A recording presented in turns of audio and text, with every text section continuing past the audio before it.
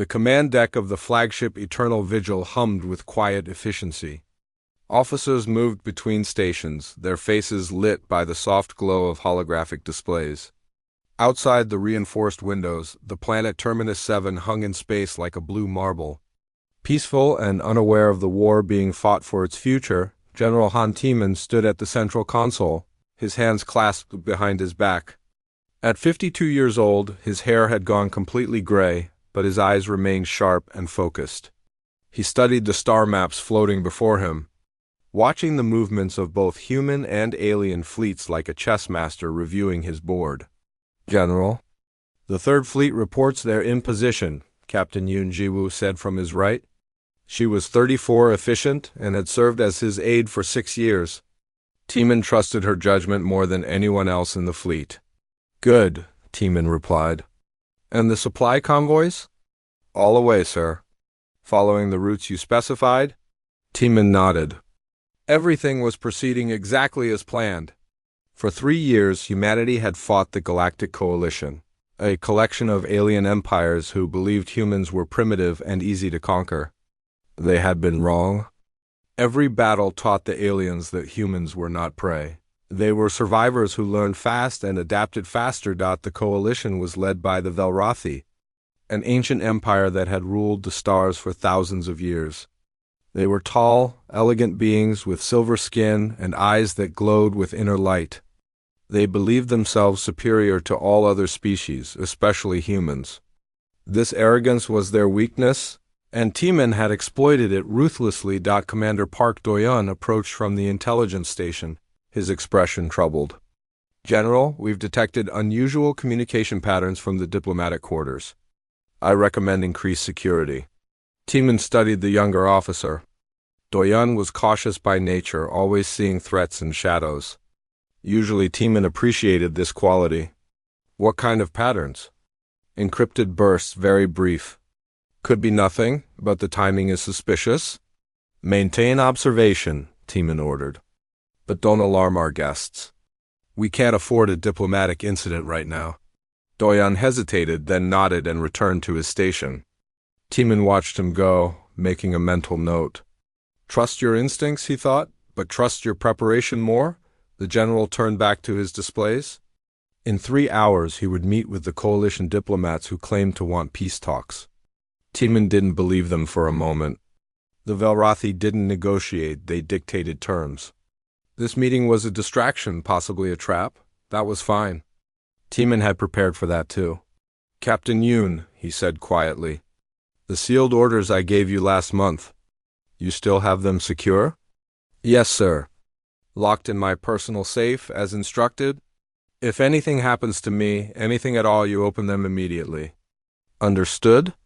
Yoon's expression didn't change, but Tiemann saw the flash of concern in her eyes. "Sir, should I be worried?" "You should always be worried, Captain. That's what keeps soldiers alive." He smiled slightly. "But no, this is just caution. I've been in this war too long to take chances." The hours passed. Tiemann reviewed reports, adjusted fleet positions, and sent coded messages to commanders across human space. Every action was deliberate, every order part of a larger pattern that only he fully understood. When the time came for the diplomatic meeting, Tiemann made his way to the conference room. Captain Yoon accompanied him, along with 2 armed guards. The room was spacious and plain, designed for function rather than comfort. A long table dominated the center, surrounded by chairs. The Velrathi delegation was already waiting. There were 3 of them, tall and imposing in their ceremonial robes. Their leader, Ambassador Velkoth, inclined his head in what might have been respect or mockery. "General Tiemann," the ambassador said, his voice melodious and cold, "we are pleased you agreed to meet." "Ambassador," Tiemann replied, taking his seat, "I'm curious what terms you think humans might accept." "Terms?" Velkoth's glowing eyes brightened with amusement. "We offer you survival, General. Surrender your fleets, acknowledge Velrathi authority, and your species will be allowed to continue under our guidance." I see. "And if we refuse?" "Then the war continues until you are broken." The ambassador spread his hands. "Why prolong suffering?" You fought well for primitives, but you cannot win. We have resources you cannot imagine, fleets that outnumber yours 10 to 1. Timon leaned back in his chair. You know what I've learned about the Velrathi, Ambassador? You're excellent at strategy in the abstract. You can plan campaigns across centuries, but you're terrible at understanding your enemy. Velkath's expression hardened. Careful, human. You think we fight because we're too stupid to see we're beaten, Timon continued. You can't imagine that we understand the odds perfectly and fight anyway. That's why you'll lose. The ambassador stood, his robe swirling. This meeting is over. As the Velrathi delegation moved toward the door, one of them, a junior diplomat Timon hadn't paid much attention to, stumbled slightly. In that moment, everything changed. The diplomat's hand emerged from his robes holding a weapon unlike anything human-made. It was organic-looking, pulsing with blue light. He aimed it directly at Timon's chest and fired. The energy bolt crossed the room faster than thought. Timon felt the impact like a hammer blow, throwing him backward out of his chair. Pain exploded through his torso. White-hot and absolute. Yun was moving instantly, weapon drawn, but the assassin was already dead. The guards had fired the moment he revealed his weapon, cutting him down. The other Velrathi delegates stood frozen, either genuinely shocked or excellent actors. Timon lay on the floor, feeling his strength drain away. The weapon had been designed to kill through any human armor or shielding. His medical implants screamed warnings, trying desperately to keep him alive, but he could feel them failing. Yun knelt beside him, her face pale. "Medical team to the conference room, now!" she shouted into her communicator. "Kiwu," Timon whispered. Speaking was hard. Everything was getting darker. "Don't talk, sir. Help is coming. Listen." He gripped her hand with what little strength remained. "The orders are already sent. Trust the contingencies, everything. Everything is ready. General, you'll be fine?" "No." He managed a smile. "This was always a possibility. I planned for it. The orders went out 3 weeks ago, sealed, time-locked. They'll activate whether I'm alive or dead." "What orders?" "Sir, what are you talking about?" But Timon's eyes were already closing. His last thought was satisfaction. Let the Velrathi celebrate. Let them think they've won. They had killed the general, but the war machine he'd built would continue without him. Every contingency was in place. Every commander knew their role. In 12 hours, the enemy would understand their mistake. Captain Yun Jiwoo watched the general die in her arms, tears streaming down her face. Around her, chaos erupted as security teams flooded the room and medical personnel arrived too late. The Velrathi delegates were being detained, protesting their innocence, but Yun barely heard any of it. Her mind raced, trying to understand Timon's final words. Orders already sent. Contingencies. Time-locked. She stood, gently closing the general's eyes, and made a decision. Whatever Timon had planned, she would see it through. She would trust his preparation, his genius, his unshakable belief that humans could win against impossible odds. The war had just entered a new phase, and the enemy had no idea what was coming. News of General Han Timon's death spread across human space like wildfire. On Earth, people gathered in silence. On the colony worlds, flags lowered to half-staff. In the military bases scattered across a dozen systems, soldiers mourned the loss of the man who had become a legend. The Velrathi celebrated. Their news networks showed images of jubilant crowds. High Arbiter Thelvin, supreme leader of the Velrathi Empire, addressed his people from the Grand Palace on their homeworld. "The human resistance has lost its head," he proclaimed. "Their greatest commander is dead. Victory is at hand." Overseer Calveth, the Velrathi military coordinator, prepared the largest offensive in the war's history. With Timon gone, he expected chaos in the human command structure. Now was the time to strike.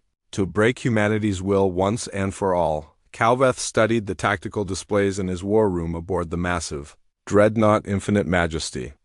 Coalition forces outnumbered the humans 3 to 1 in this sector. The assault would begin in hours, targeting the human stronghold at the Gateway Station. "The primitives will surrender within days," Calveth told his subordinates. Without their famous general, they have no hope. But aboard the Eternal Vigil, Captain Yoon Jiwoo wasn't mourning. She was working. 12 hours after Timon's death, something extraordinary happened. Every command terminal in the human fleet received an identical message at the exact same moment. Sealed files began to decrypt automatically, opening themselves without any input from the operators. Yoon stood in Timon's old office, watching her screen as folders appeared one by one.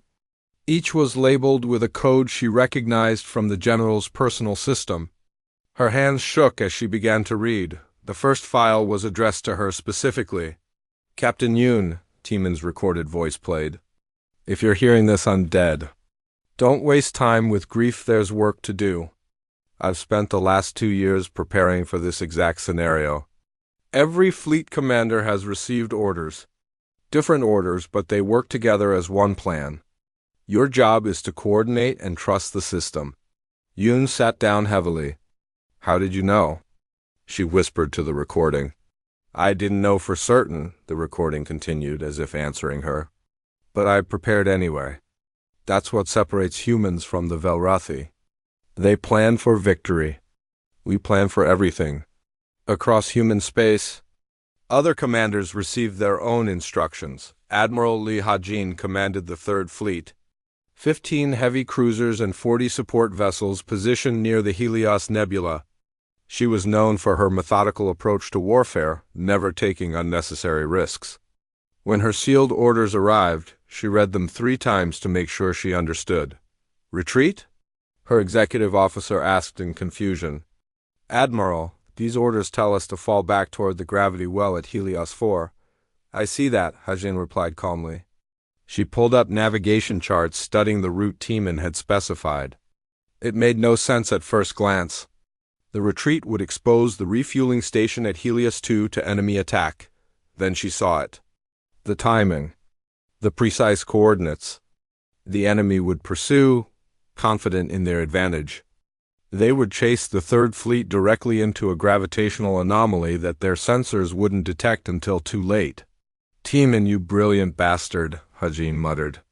She turned to her crew. Begin the retreat. Exactly as ordered. Speed, heading, everything must be precise. On the surface of the occupied world Krios 8, Colonel Kim Se-jin received his orders in a very different way. His special operations team had been living in the mountains for months, running guerrilla attacks against Velrathi occupation forces. The orders arrived via a coded burst transmission, activation codes, and coordinates. Seo-jin cross-referenced them with information Timon had given him 6 months ago, instructions that had seemed pointless at the time. The weapons caches, Seo-jin breathed. He positioned them months in advance. All across Krios 8, hidden beneath the surface in locations the enemy had never suspected. Weapons and equipment waited. Timon had smuggled them in piece by piece, disguised as mining equipment and civilian supplies. Now the codes would activate them all. Get the other cells on comms, Seo-jin told his team. We move in 3 hours. Every cache goes active simultaneously. The Velrathi had no idea what was coming. Overseer Calveth launched his assault on Gateway Station right on schedule. His forces outnumbered the defenders significantly. Victory seemed certain, but the human response wasn't what he expected. The defending ships didn't panic or scatter. Instead, they executed a fighting retreat that was almost artistic in its precision. Every ship knew exactly where to go, exactly when to fire, exactly when to pull back. It was as if they were following a script. They're too organized, Calveth's tactical officer reported. Sir, they're not acting like a command structure that just lost its leader. Impossible, Calveth snapped. Humans are emotional creatures. They should be in chaos. But there was no chaos. The human ships pulled back in waves, making the Velrathi forces extend their formations to pursue. Calveth's fleet spread out across a wider and wider area, chasing what seemed like a demoralized enemy. Then Admiral Lee Ha-jin's Third Fleet appeared from behind the Helios Nebula. The human ships dropped out of faster-than-light travel with perfect timing, catching the coalition's flank completely exposed. But that wasn't the worst of it. Gravity anomaly detected. A Velrathi navigator screamed. All ships, emergency reverse thrust. Too late. The pursuing coalition vessels had been lured directly into a tidal zone created by 3 collapsed stars. Their ships began to pull toward the gravity well, engines straining. Formation broke apart as each captain fought to save his own vessel. Hadjin's fleet struck with surgical precision, targeting the ships most vulnerable to the gravitational pull. Within minutes, a dozen coalition vessels were destroyed. The rest scattered in full retreat on Krios 8. Colonel Seojun's operation began at the same moment across the occupied planet. Hidden weapon systems activated. Anti-aircraft batteries rose from beneath false rock formations. Missile pods disguised as water tanks opened and armed themselves. Supply depots the enemy had been using for months suddenly exploded, revealing they'd been rigged with charges from the beginning. The Velrathi garrison commander watched in horror as his entire occupation collapsed in minutes. How? He demanded. How did they get weapons in place? We've controlled this world for 8 months. They were here before we arrived, sir, his intelligence officer reported, voice shaking. Teeman. He must have positioned them a year ago, anticipating we'd take this world. The realization swept through Coalition Command like ice water. Teeman hadn't just prepared for his own death. He prepared for scenarios months and years in advance. Every human victory in the next 6 hours revealed another layer of planning. A supply convoy the Velrathi had captured 3 weeks ago suddenly activated hidden beacons, revealing its exact position to human strike teams. The convoy had been bait all along, filled with trackers and surveillance equipment. An enemy communication hub exploded from internal sabotage. Investigation revealed the components had been compromised during manufacturing 8 months prior, waiting for a signal that came only after Teeman's death. In the Velrathi command center, Overseer Calveth stared at the cascading reports of failure. He's dead, Calveth said to himself. The human general is dead. How is he still beating us? Captain Yoon worked through the night, coordinating the various elements of Teeman's plan. Every few hours, new orders unlocked themselves, timed to perfection. She began to understand the scope of what the general had created. He hadn't just planned a battle or a campaign. He'd orchestrated an entire phase of the war to run automatically, adapting to different scenarios through pre-programmed contingencies. Each commander had different instructions, but they all worked together like instruments in an orchestra. Commander Park Doyun entered her office with a datapad. Captain, I've been analyzing the pattern of orders. Do you know how many contingency plans the general created? How many? Yoon asked. Thousands. Maybe tens of thousands. Every possible scenario has a response. If the enemy does this, we do that. If they retreat here, we advance there. It's all mapped out. Yoon felt a chill run down her spine. Teeman had spent years building this system, testing it, refining it. He turned his own death into just another variable in the equation. He really did prepare for everything, she whispered, across the frontier. Coalition forces reeled from a dozen simultaneous setbacks. Ships destroyed.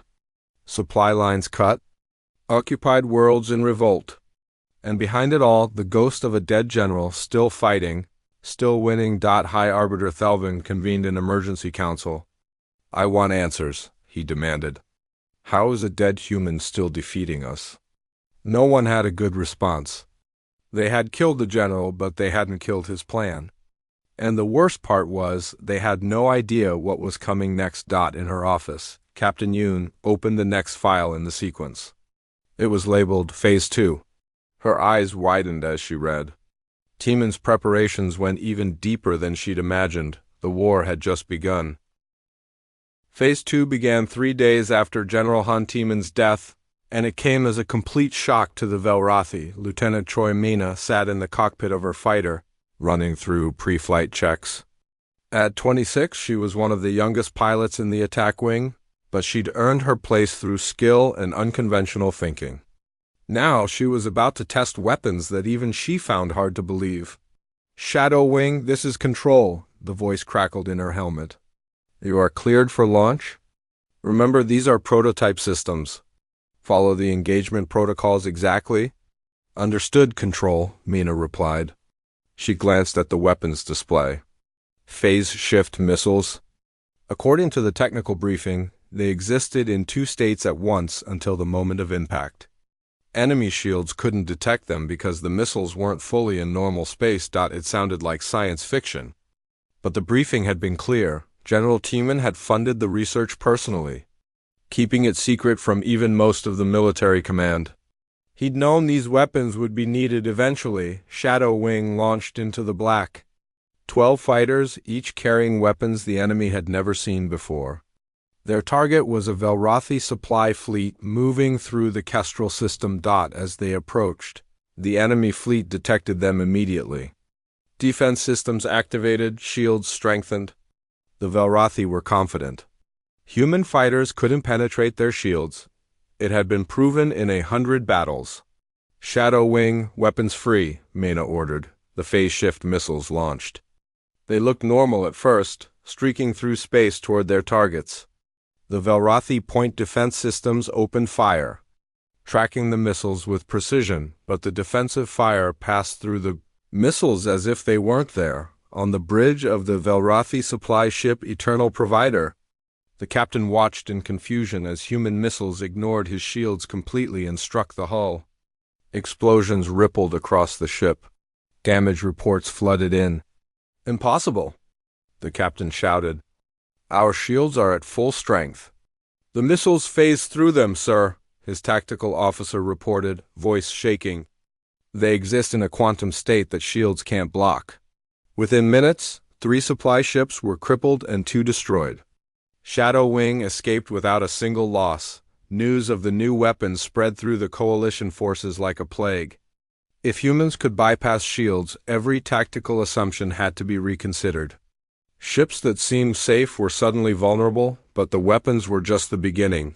Chief Engineer Nam Junho stood in the research facility deep beneath the surface of Mars, surrounded by projects that had been declared impossible by conventional wisdom. Tiemann had funded them all, quietly diverting resources over years of preparation. The general told me this day would come, Nam said to the assembled scientists and engineers. He said when we needed these weapons most, he probably wouldn't be alive to use them. But we would. One of the projects was a ship-mounted energy diffuser that could scatter enemy weapons fire across multiple dimensions, making it harmless. Another was a communications jammer that worked on quantum principles, impossible to block or trace. A third was a fabrication system that could build ammunition and parts from raw materials at unprecedented speed. Tiemann had seen the war coming years before it started. He'd recognized that humanity's advantage wouldn't be in raw strength but in innovation and preparation. While the Velrothi relied on proven technology refined over millennia, humans had to be creative. Begin distribution to the fleet, Nam ordered. Every ship gets the upgrades the general specified. We're going to change the nature of this war. Meanwhile, Captain Yoon Ji-woo was beginning to understand just how deep Tiemann's planning had gone. She sat in the general's old office, going through files that unlocked themselves according to a preset schedule. Each one revealed another element of his master strategy. It was like watching a brilliant mind at work, even in death. He wargamed everything, Commander Park Do-yeon said, standing beside her desk. I found simulation records going back 5 years. Thousands of scenarios. What if the enemy does this? What if they do that? He mapped out responses to everything. Yoon pulled up one of the simulation files. It showed a scenario almost identical to the current war situation. Tiemann had predicted the Velrothi would attempt a massive assault after his death. Expecting human forces to be demoralized and disorganized, his response had been to make sure they weren't. Every order, every weapons cache, every hidden advantage had been positioned ahead of time. Commanders didn't need to wait for instructions because the instructions were already in their hands, sealed, and ready to deploy. It's like he's still here, Yoon whispered. Still commanding. In a way he is, Do-yeon replied. His vision is guiding us. His preparations are keeping us alive. Yoon made a decision. She activated the fleet-wide communication system, broadcasting to every human ship and base. All personnel, this is Captain Yoon Ji-woo, acting commander of the Eternal Vigil. I know many of you are mourning General Timon's death. I am too, but the general left us something more valuable than his presence. He left us his plan. She paused, gathering her thoughts. The enemy thinks killing the general would break us. They're wrong. Everything we need to win this war is already in place. Every contingency is prepared. Our job now is to execute his vision and prove that humanity doesn't need one man to survive. We're stronger than that. Across human space, soldiers and sailors listened. Some felt hope for the first time since Timon's death. Others felt the weight of responsibility.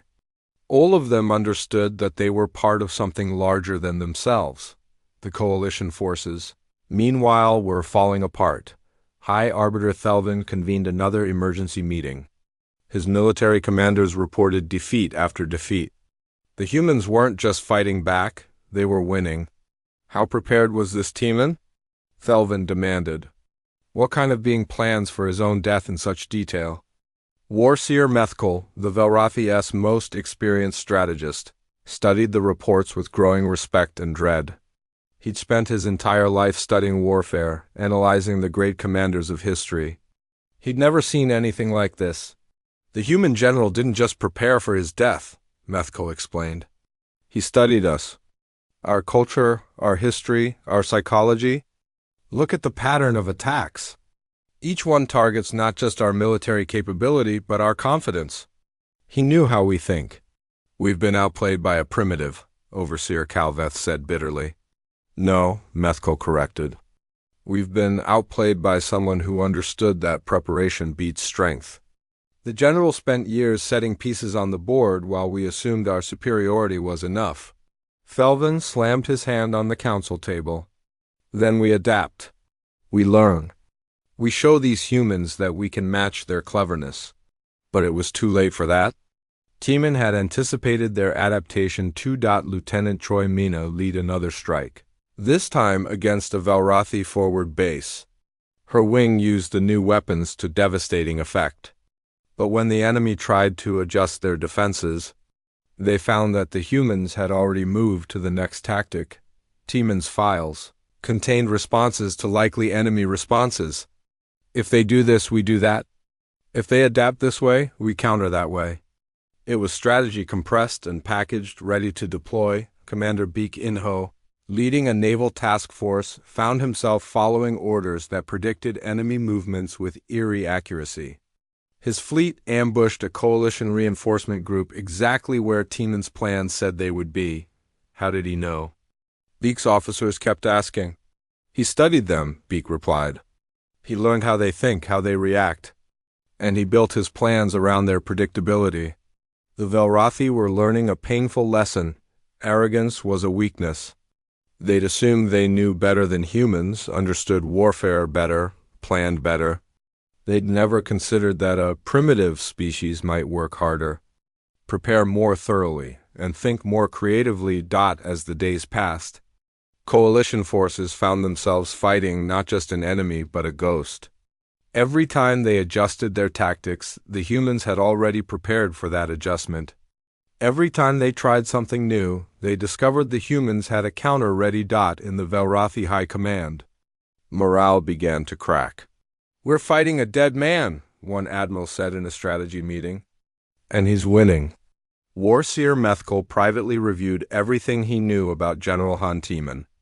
The human had been a student of history, philosophy, and psychology. He'd written papers on strategic theory that Methkal now read with fascination and horror. One quote stood out.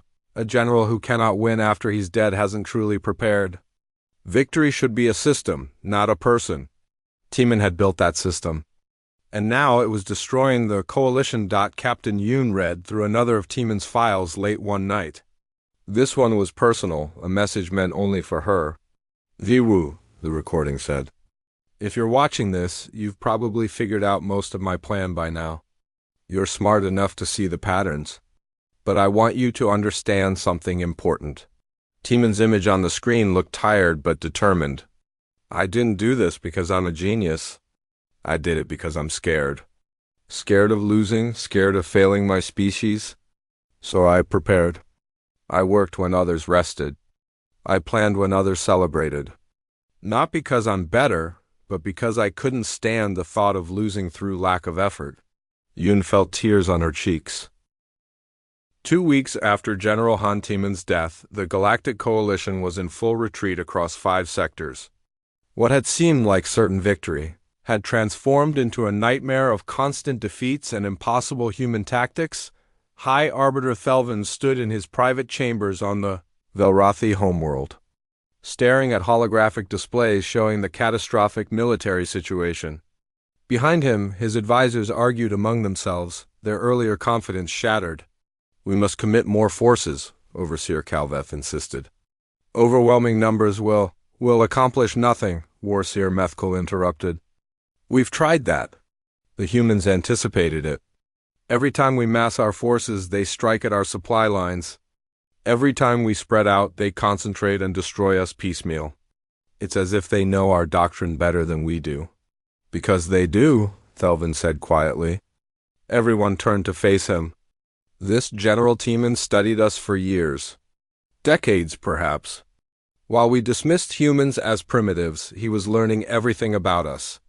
Our culture, our warfare, our pride. The room fell silent. The implications were devastating. The Velrathi had been defeated not through superior force, but through superior understanding. What do we do? A council member asked.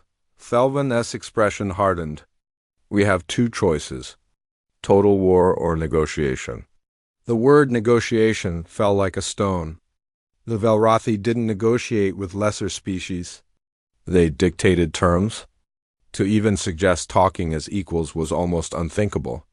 I vote for total war, Calveth said immediately. We cannot show weakness. We're already showing weakness, Methkal countered. Every defeat proves it. The question is whether we're wise enough to admit it.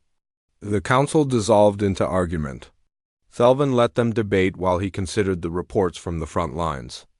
The humans weren't just winning, they were making it look easy. On the fortress world of Helix Prime, Commander Beak Inho prepared for the assault that would change the war. Helix Prime was one of the Coalition's most heavily defended positions.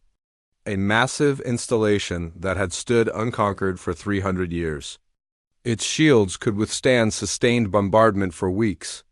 Its garrison numbered in the hundreds of thousands, but Beak had Timon's sealed orders, and they outlined a plan that seemed impossible. We're not going to bombard the shields, Beak explained to his officers. We're going to turn them off. His tactical officer looked skeptical. Sir, how? The shield generators are inside the fortress, protected by security systems that General Timon compromised 8 months ago, Beak interrupted. He displayed schematics on the main screen. The general had intelligence operatives working undercover in the maintenance crews. They installed backdoor access codes into the shield network. All we need to do is broadcast the right signal. He planted a vulnerability 8 months ago? Another officer asked in amazement. How could he know we'd need it now? He didn't know for certain, Beak replied. But he prepared anyway. That's the difference between us and them. The assault began exactly as Timon had specified. Human ships approached Helix Prime in a standard attack formation, drawing the defenders' attention.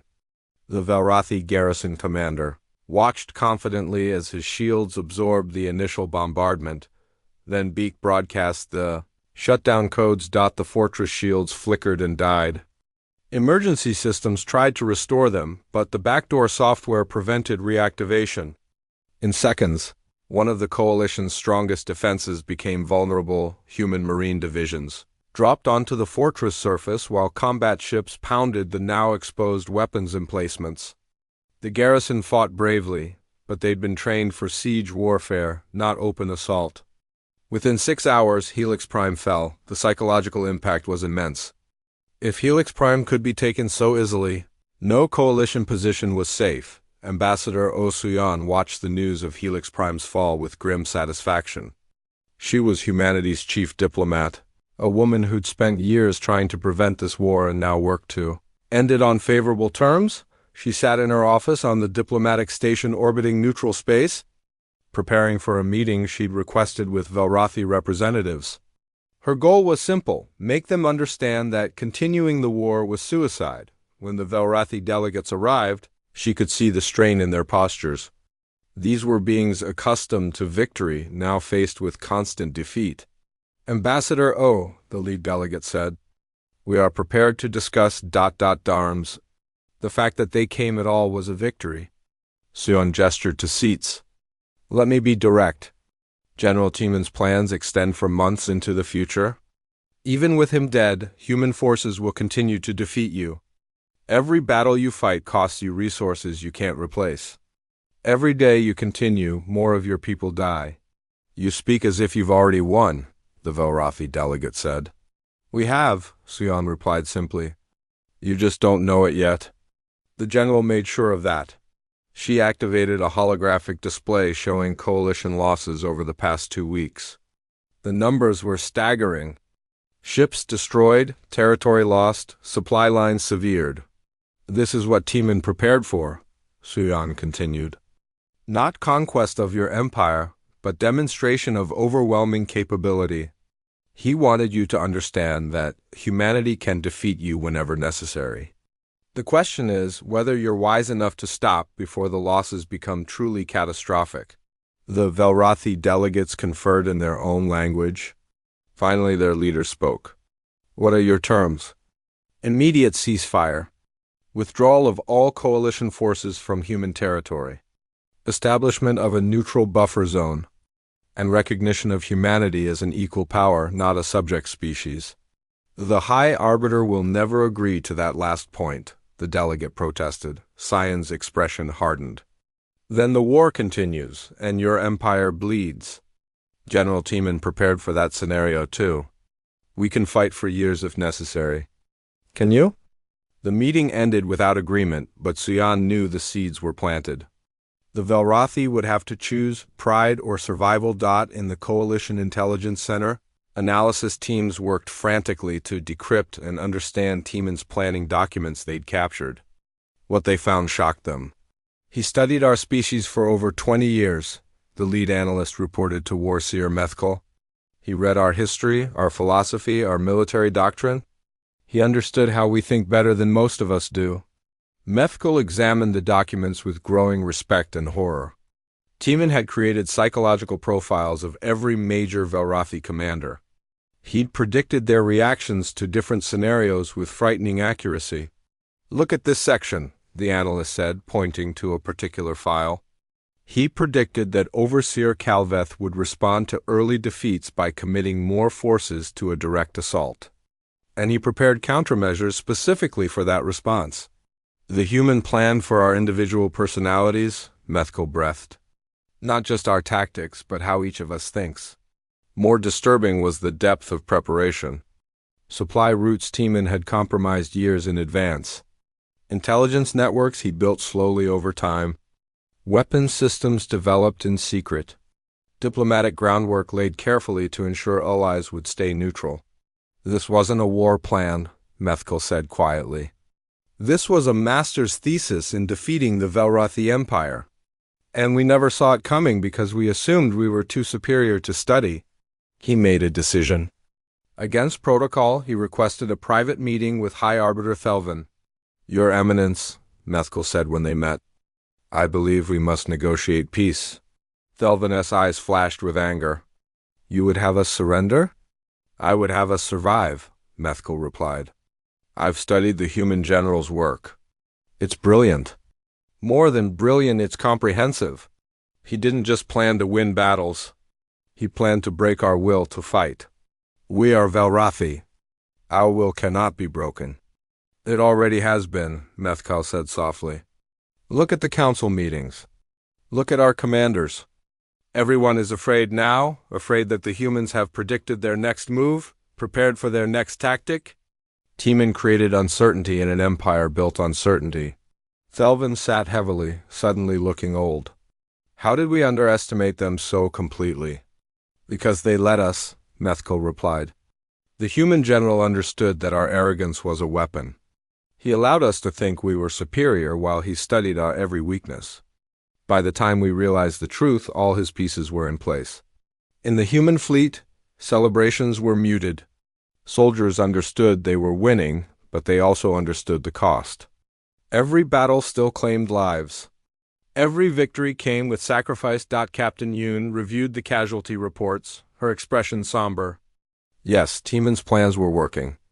Yes, humanity was winning. But people were still dying. She opened another of the general's sealed files, this one marked, "On the Cost of Victory." Timon's recorded voice played. If you're watching this, we're winning. The plans are working. But I know you, Jiwoo. You're counting the dead and wondering if the price is too high. Yoon's throat tightened. Remember why we fight? Timon continued. Not for glory or conquest. We fight so that humanity survives, so that our children have a future. Every life lost is a tragedy. But enslavement of our entire species would be a greater tragedy. I hope my plans end this war quickly. I hope they convince the enemy that fighting us is pointless. Because the goal isn't to destroy them, it's to make them stop trying to destroy us. The recording ended. Yoon sat in thought.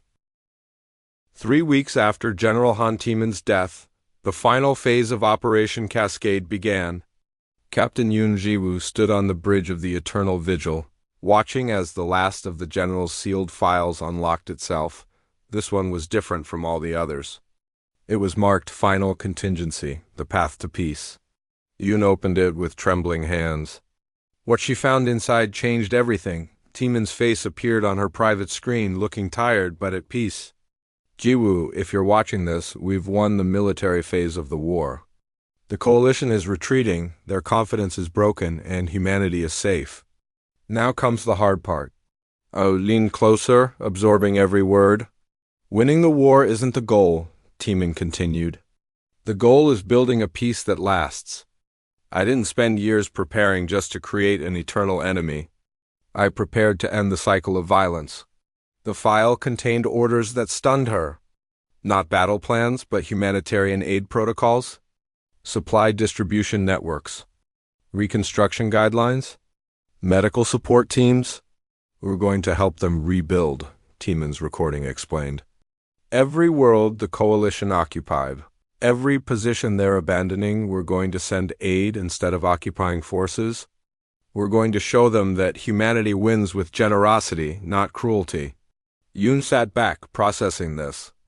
It was brilliant and risky in equal measure. The coalition had tried to destroy humanity, and Timon's response was to help them recover. The Velrathi respect strength, the recording continued. We've proven our strength. Now we need to prove our wisdom. If we can do this, if we can be generous in victory, we create the foundation for real peace. Yoon made her decision immediately. She activated fleet-wide communications. All commands, this is Captain Yoon. New orders from General Timon's final contingency plans. All humanitarian aid protocols are now active. Begin distribution to coalition worlds as specified. Across human space, supply ships that had been positioned for months began moving. They carried food, medical supplies, construction equipment, everything needed to help war-torn worlds recover the coalition forces. Watched in confusion as human ships approached. Not with weapons, but with aid, on the occupied world Kestrel 9.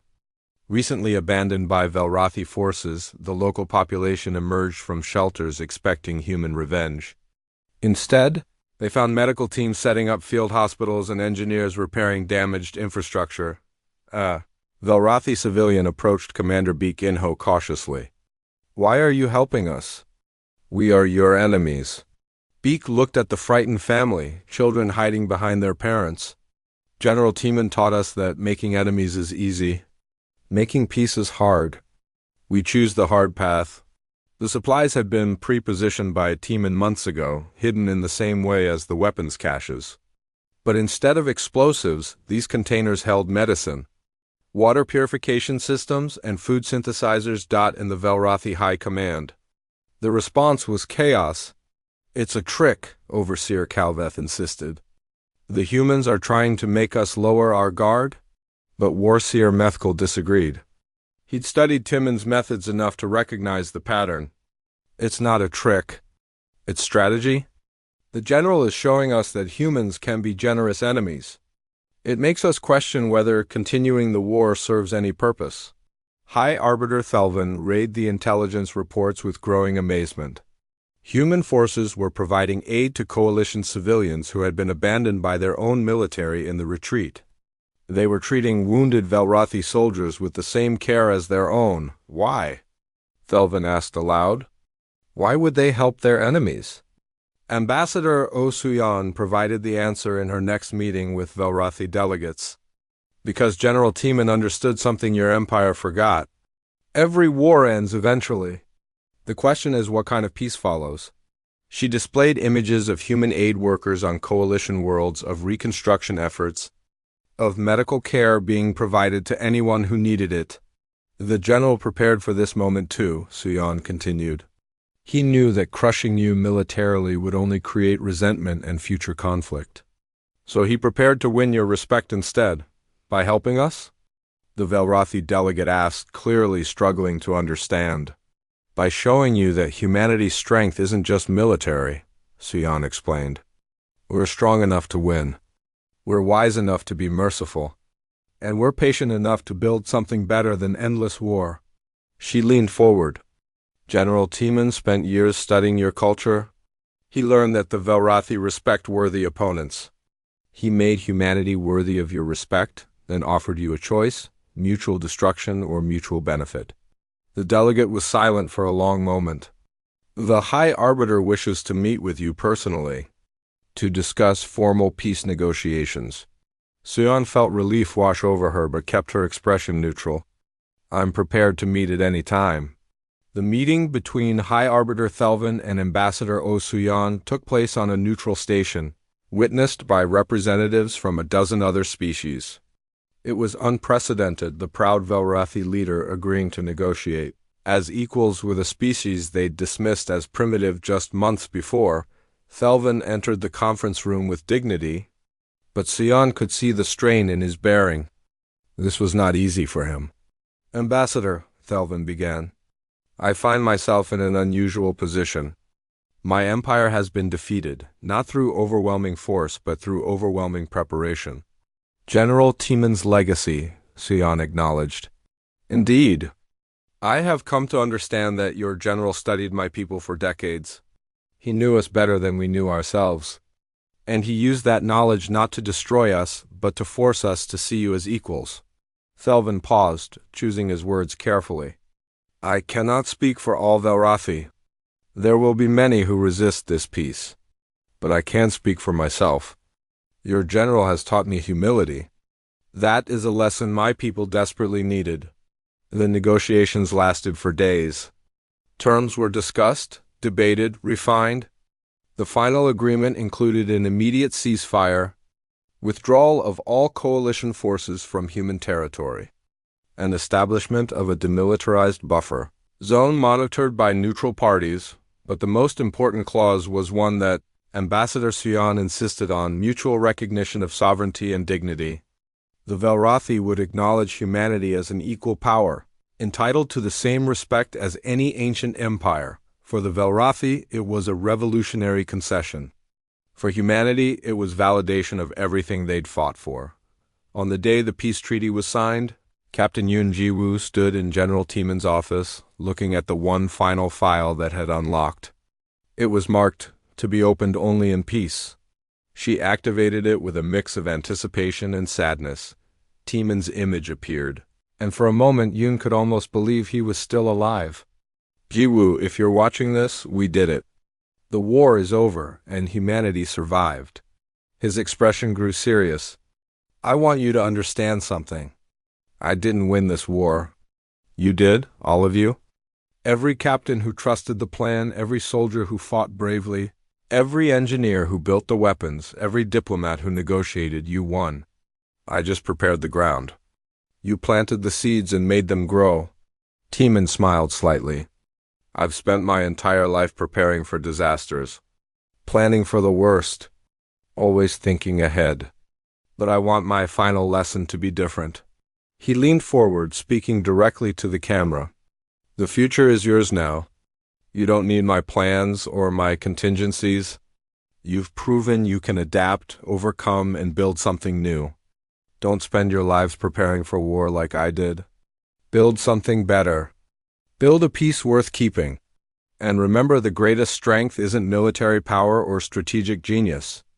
It's the willingness to work harder than your enemy thinks possible, to prepare more thoroughly than seems reasonable, and to be generous when cruelty would be easier. The recording ended with Timon's final words. Trust yourselves. You've earned it? Yoon sat in silence, tears streaming down her face. The general was truly gone now. All his plans had been executed, all his contingencies deployed. What remained was the world he'd helped create and the lessons he'd taught. 6 months later, a memorial station was dedicated at the border between human and Velrothi space. It was called Timon's Watch, a name chosen by vote among both human and Velrothi personnel who would staff it. Captain Yoon Jiwoo, now promoted to admiral, gave the dedication speech before a crowd of thousands, both human and alien. General Han Timon taught us many lessons, Yoon began. How to fight, how to plan, how to win. But his greatest lesson was this: the purpose of strength is not to dominate, but to protect. The purpose of victory is not conquest, but peace.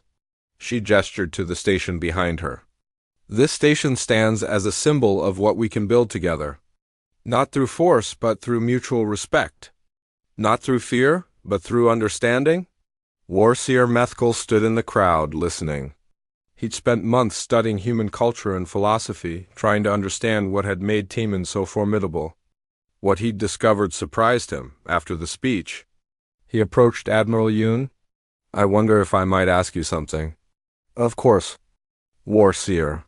I've read everything I could find about General Timon. His tactics, his strategies, his preparations. But I still don't fully understand how he thought so far ahead. What made him different? Yoon considered the question. He wasn't different.